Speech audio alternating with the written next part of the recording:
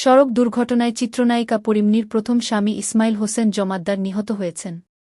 গত শুক্রবার ভোররাতে ঢাকাভাঙ্গা মহাসড়কের শিবচরের পাচ্চর এলাকায় এ দুর্ঘটনা ঘটে। নিহত ইসমাইল জমাদ্দার মঠবাড়িয়া উপজেলার মিরুখালী ইউনিয়নের ছোট শৌলা গ্রামের ব্যাংক কর্মকর্তা জাকির হোসেন জমাদ্দারের ছেলে। তিনি 2 সন্তানের জনক। শিবচর হাইওয়ে থানার officer incharge OC Shakil Ahmed বিষয়টি নিশ্চিত করে বলেন, মরদেহ শনাক্তের পর পরিবারের কাছে হস্তান্তর করা হয়েছে। নিহত ইসমাইল হোসেনের চাচা কবির জমাদ্দার জানান, ইসমাইল তার বন্ধু মনিরকে নিয়ে বৃহস্পতিবার রাতে বাড়ি থেকে মোটরসাইকেল চালিয়ে ঢাকা যাচ্ছিলেন। শুক্রবার ভোররাতে ঢাকাভাঙ্গা এক্সপ্রেসওয়েতে পেছন থেকে দ্রুতগামী একটি ট্রাক তাদের মোটরসাইকেলকে ধাক্কা দেয়। এতে ইসমাইল ও তার বন্ধু মনির হোসেন গুরুতর আহত হন। পরে স্থানীয়রা তাদেরকে উদ্ধার করে ঢাকা মেডিকেল কলেজ হাসপাতালে নিয়ে গেলে কর্তব্যরত চিকিৎসক ইসমাইলকে মৃত ঘোষণা করেন।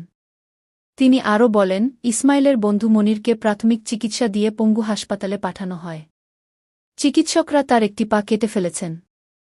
বর্তমানে সেখানেই তার চিকিৎসা চলছে। নিহতের স্বজনেরা জানান, নিহত ইসমাইল চিত্রনায়িকা পরিমনির প্রথম স্বামী।